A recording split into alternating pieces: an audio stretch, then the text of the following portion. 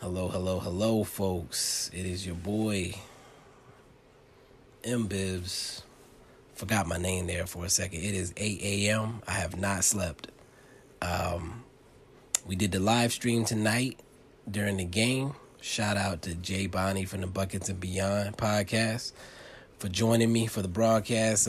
Several people popped in and chatted with us from time to time during the game. It was a nice distraction from that garbage that was on display. The Mavs offense looked terrible. Some good signs out of the defense. The defense really kept us in the game for most of the game. But there were enough little miscommunications on defense that cost us. Of course, that's going to happen when you have new pieces. Mavs game came down to the wire and we lost at the buzzer. What else is new, right? So a new Mavs season, same Mavs. We'll get into some details here, and I'm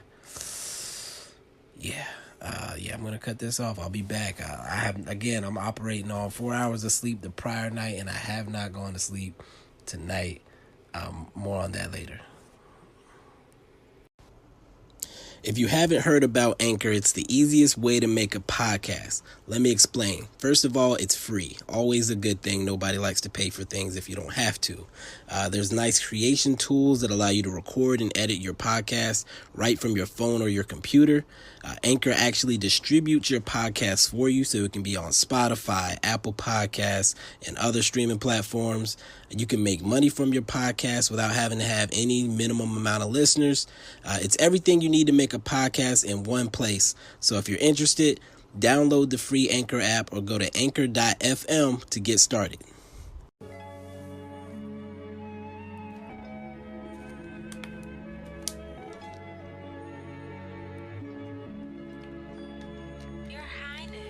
All right, folks, welcome back. I'm your host, as always, Mike Bibbins. That's on Twitter at Bibbs Corner. And Mavs basketball is back. NBA is back. The Mavs had another close one against the Suns and lost another close one against the Suns. Luka apparently was the only one that showed up tonight. And he had a rough night because, again, he was having to do everything by himself. A lot of him penetrating, dribbling, trying to make things happen, and nobody else moving around the court. So tonight, Luka, 32 points, 8 boards, 5 assists. He was 11 for 26 from the field, definitely forced some shots, 0 for 6 from 3. It sucks to see him do anything positive in a night like that. He was 10 for 12 from the free throw line, which is a good sign. He looked locked in on his free throws, but not much else to write home about from this game. And if I'm slurring my words or I'm not making any sense at all, I'm gonna blame that on my sleep deprivation tonight or today, whenever you're listening to this. Jay Rich was great in the preseason, but that did not carry over to his debut. 12.7 boards, an assist, and a steal. He was 5 for 11 from the field, but 2 for 7 from 3, which is the opposite of what he was doing in the preseason. So hopefully he can get the ship righted going forward. DFS tonight, 11 points, 8 boards, 3 assists, 2 steals. He was 4 for 11 from the field and 1 for 6 from 3. Really had a rough night shooting the ball. Did do some positive things elsewhere, but we really needed some of those shots to fall, especially early. Those 3 were the 3 that played about 36 minutes tonight. Now we move it down the line to our 4th man now, THJ. THJ played 27 minutes. He had 12 points, 4 boards, and a steal. Was 3 for 10 from the field, 3 for 8 from 3, and 3 for 6 from the line. Had several moments where he took terrible shots, one of which went in. It was one of those no, yes situations. But again, our offense got stagnant, and there was a lot of just chucking up shots, which is a huge sign of our offense not having enough weapons, not having the right weapons. It's why I talked about this during the live MFFL Pirate Radio, which will be coming back. I definitely enjoyed it. We'll see if who's going to co-host with me next time, but had a lot of fun, again, connecting with people across the Mavs spectrum. Some non-Mavs fans popped in too, so that was cool.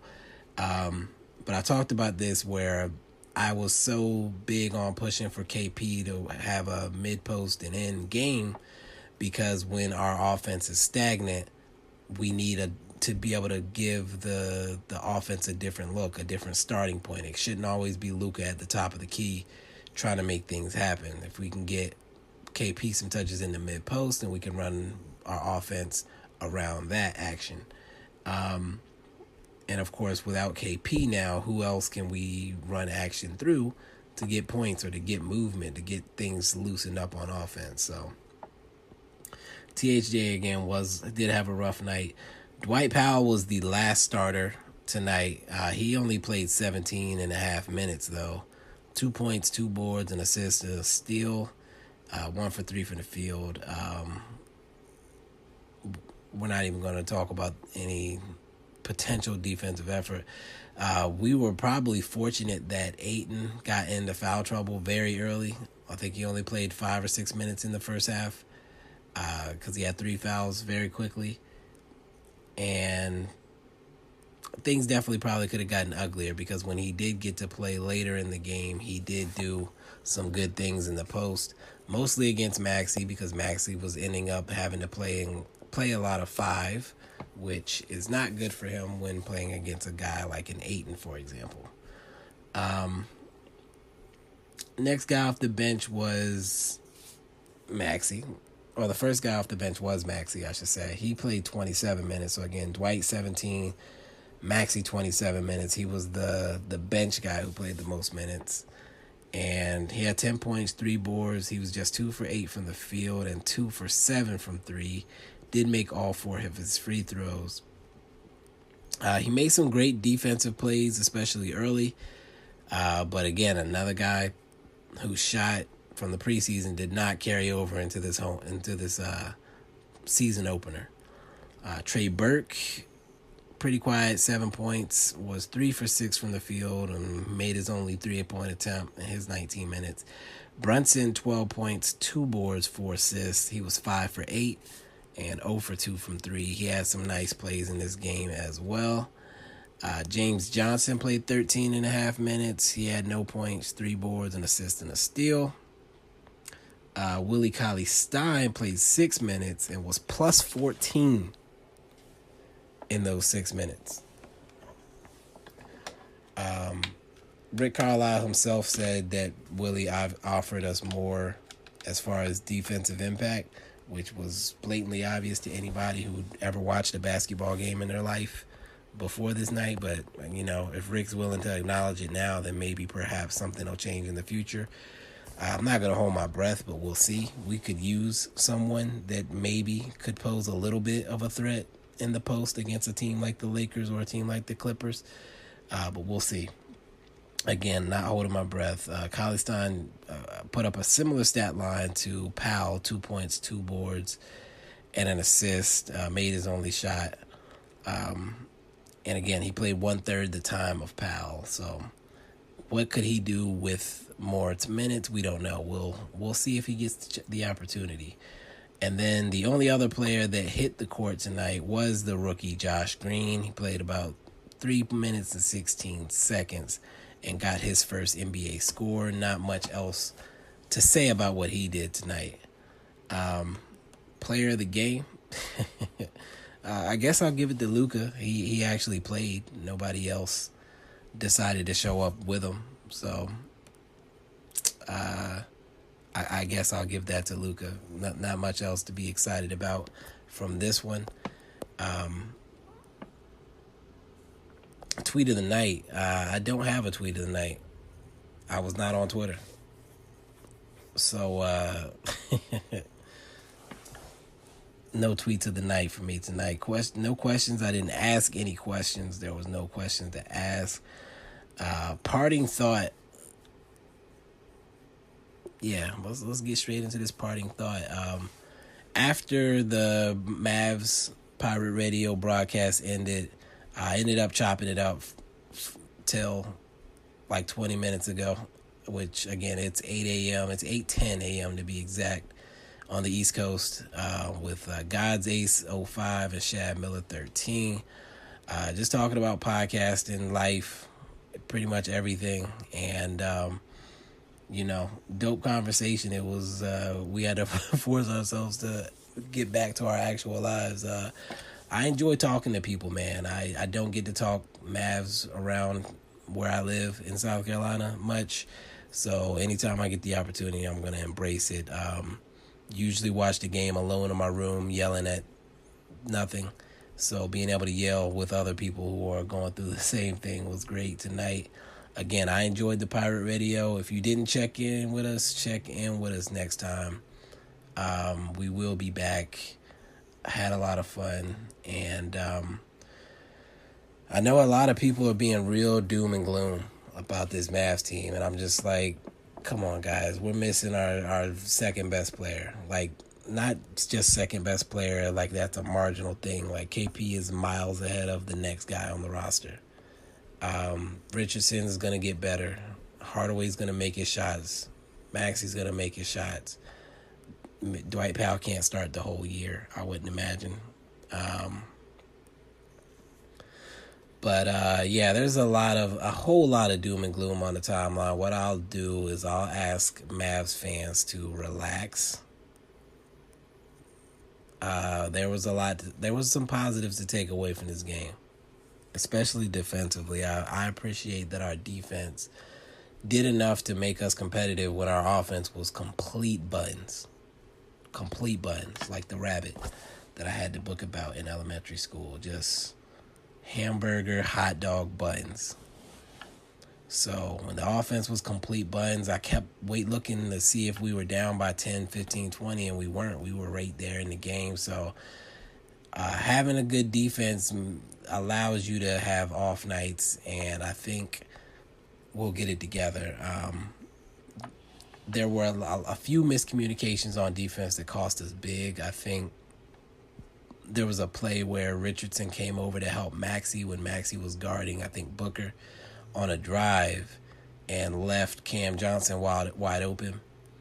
And of course, Cam's going to knock down the wide open three. So I think late as the year goes on, that play wouldn't happen because Richardson would know that Maxey can handle that Booker drive. He doesn't need to help him out there. So again, it's early, man. There's 72 games. You can't be out here writing off the Mavs off of one loss. Come on, man. It's a long season. We got a very tough starting schedule. No off season. We got some new vital pieces to our offense, and we're missing one of our most important players. Like, if we get off to a 1-4, 0-5 start, it's not the end of the world at all. It's not how you start, it's how you finish. Is what everybody says. So be patient with this team. Accept that it's probably going to be rough out of the gates for us.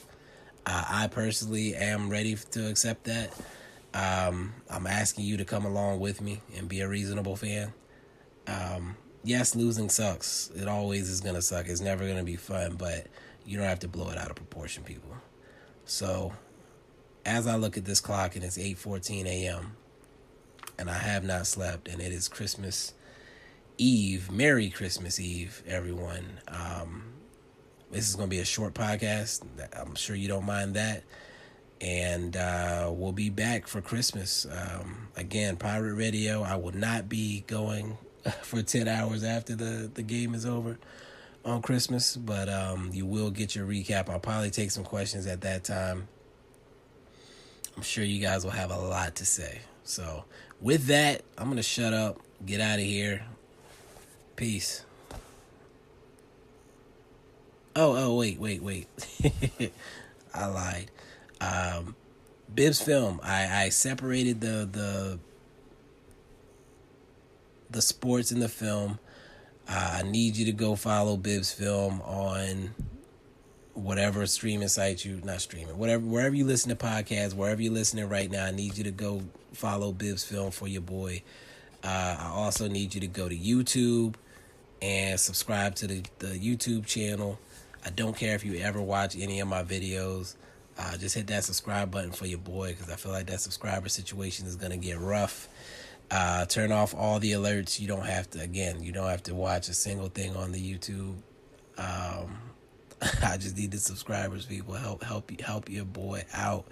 I know there's more of y'all listening than are subscribed right now, so just hit that button, turn off the alerts. You never have to see anything on that YouTube again until I'm making something worth your time. And now I will sign off. Peace.